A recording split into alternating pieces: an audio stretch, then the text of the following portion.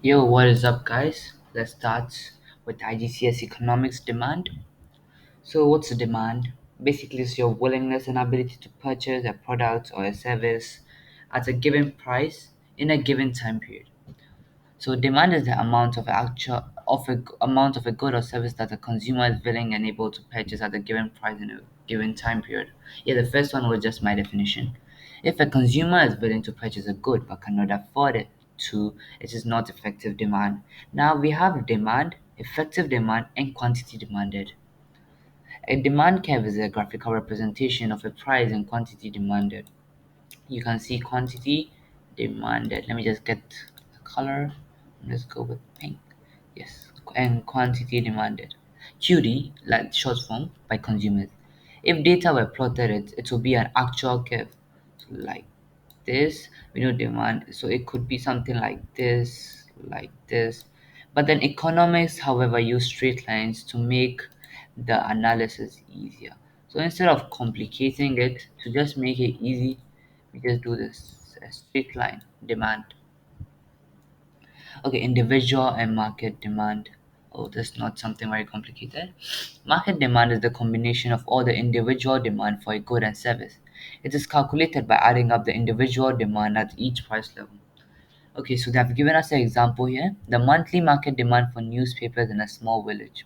So a customer in a month, in a month, buys 30 newspapers every day. Another customer whereas buys only 15.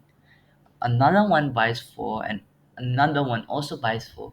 So what you basically do is you add them all to find your market demand. Because in a market is what? Market is something that everyone, like me and you, we are the one who make up the market.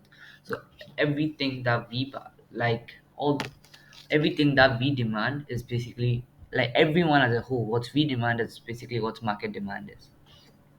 Individual and market demand can be represented graphically. Oh, this is just easy.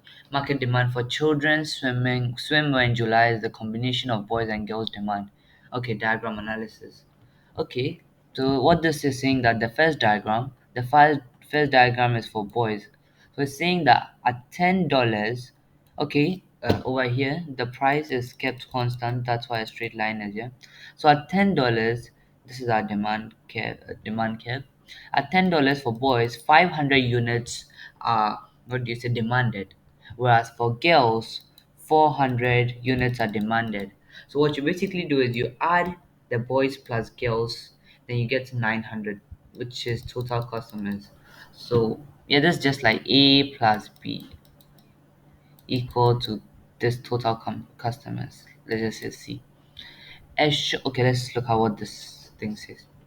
A shop sells both boys and girls swimwear. In July, at a price of $10, the demand for boys swimwear is 500 units and girls is 400 units. At the price of $10, the shop's market demand during July is 900 units. Yeah, it makes sense. Movements along the demand curve.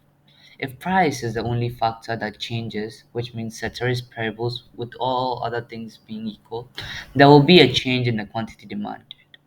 This change is shown by a movement along the demand curve.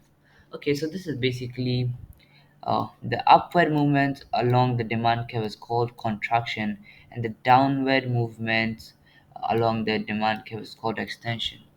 Okay, this is just a preview. When you'll be looking at supply curve, which is like this, there we also have it's the same thing, contraction and extension, except what goes up is extension, and what goes down is contraction in supply curve. Don't confuse yourself. Just need to remember contraction and extension. The upward movement on the demand curve is contraction. Downward movement is extension on the demand curve. Okay, so a demand curve showing a contraction in QD as price increases and extension in quantity demanded as price decreases. So if in your exams tell you define the movement along the demand curve. So what you can just say is that the upward movement on the demand curve is contraction. It is when it shows a oh come on. It shows a decrease. It shows an increase in price and decrease in quantity demanded, whereas an extension shows a decrease in price and increase in quantity demanded. Yeah.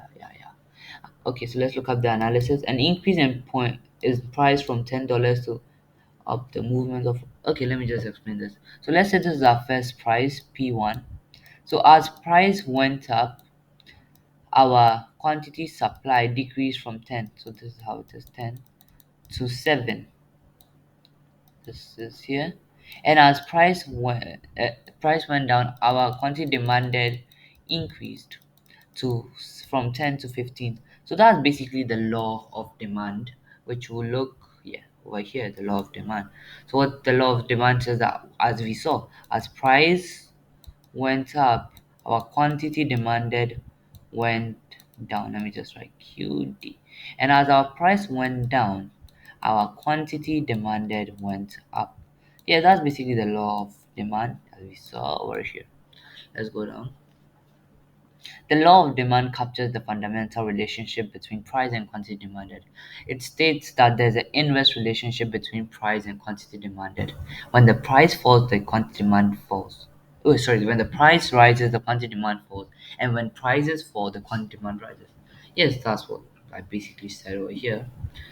Let's move on. Conditions of demand. So what we'll be looking here will be shifts of the demand curve. Okay, shifts of the demand curve. There are numerous factors that will change the demand for a good or service, irrespective of the price level. Collectively, these factors are called the conditions of demand. Changes to each of the conditions of demand shift the entire demand curve as opposed to the movement along the demand curve. Okay, so we have two factors that affect demand. One is the price factors, that's basically just price that causes a upward or downward movement on the demand curve. And we have what is non-price factors, which are his age. We'll look at this, I think. Okay, I don't think it's here. Okay, it's here, but then it's not in the acronym. So we have something called his age. It's an acronym to remember all the non-price factors of demand. H stands for habits, taste, and fashion. I stands for income. S stands for substitution. A stands for advertisement. G stands for government policies, and E stands for the economy. But yeah, we'll look into this. So where were we? Okay, so changes to each of the conditions of demand change shift. Okay, we read this. Okay, so a graph that shows how changes to any conditions of demand shifts the entire demand curve left or right, irrespective of the price level. For example, if a firm increases their Instagram advertisement, the E over here, remember, there will be an increase in demand as more customers become aware of the product. There is a shift in demand from D to D1. The price remained unchanged at Euro 7, but the demand has increased from 15 to 25 units. Yes, so there are some of the determinants, some of the factors cause a rightward shift, and some of them call the leftward shift. This is the outward, and this is the inward. Okay, an explanation of how each of the conditions of demand shifts the entire demand curve at each price level. Okay, so the first one is changes in real income. Okay, so no need to remember the changes in real, just remember income, which is our I over here. So explanation. Real income determines how many goods or services can be enjoyed by customers. There is a direct relationship between income and demand for goods and services. Condition, income increases, shift, oh wait, let me just give it, let me just increase this stuff. We can look at it better. And yep. Oh wait, yeah. Where's that thing? Okay, changes in real income. Real income determines how many goods or services can be enjoyed by customers. Okay, we looked at this. So condition is that our income increases, it causes the demand curve to shift to the right. So from here to here. Condition, if our income decreases, then the demand shifts from here to here, inward, and here was outward. Okay, makes sense. Let me just clear this out so that it'll look better. Oh shit. Um, I'm really sorry for the delay. Just skip this part of the video. Okay, better. Changes in taste of fashion. Okay, that's basically our edge, habits, taste, and fashion. So if goods or services become more fashionable, than demand for them increases. Oh, sorry, there's some typo there. There's a direct relationship between changes in taste, fashion, and demand. So good becomes more fashionable, the demand increases, shifts, right? So let's say we have Nike shoes. So if they come into fashion, then their demand is going to increase. So from here to here, outward shift. But if Nike shoes become outdated and no one wears them anymore, the demand will go inside inward shifts. That's what that one said. Advertising or branding, that's our A. Okay, so if more money is spent on advertisement and branding, then demand for goods and services will increase as more customers are aware of the product. There's a direct relationship between branding, advertisement, and demand. So as your advertisement increases, the demand curve will shift towards the right, and as our advertisement decreases, our demand shift to the left. So let me explain this better. So you know that, like, when you open your TV, when you watch TV and suddenly an ad comes in, the ad forces you to actually buy the product. It's a mind game, because when you repeatedly see the ad, you get used to the ad, like you remember its name and everything. So when you go out in the market, you want to buy the product and see how the product is, because the ad is stuck in your head. So by doing this, the companies try, by increasing the advertisement, they get more consumers, which are us, because the thing is in our head. But then when a company does not advertise, we don't really know about the company. So when we go out in the market, we don't really know about the company, so we are not likely to buy their products. Now that's for branding. Changes in price of substitute goods, that's right here. Yeah. Okay, what does this say? Changes in price of substitute good will influence the demand for a product or service. The direct relationship between the price of good A and demand for good B. For example, the price of a Sony 60-inch TV increases, so the demand for LG 60-inch TV increases. Okay, so okay, let's look at this. Price of good A increases, demand for good B decreases. Price for good A decreases, then demand for good B decreases. Okay, so I think it was self-explanatory. Let's finish the video quickly. Two more left. Okay. Changes in the price of complementary goods.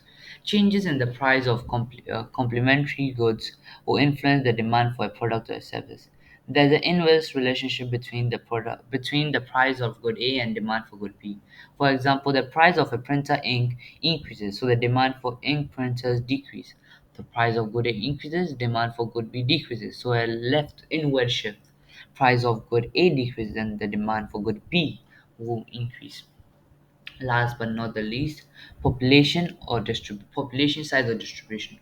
If the population size of a country changes over time, then the good for services will also change. There's a direct relationship between them. Demand will also change if there is a change to the age distribution in a country, as different ages demand different goods or services. Example, an aging population will buy more hearing aids. So as population increase, demand goes outwards. It depends on the product as well.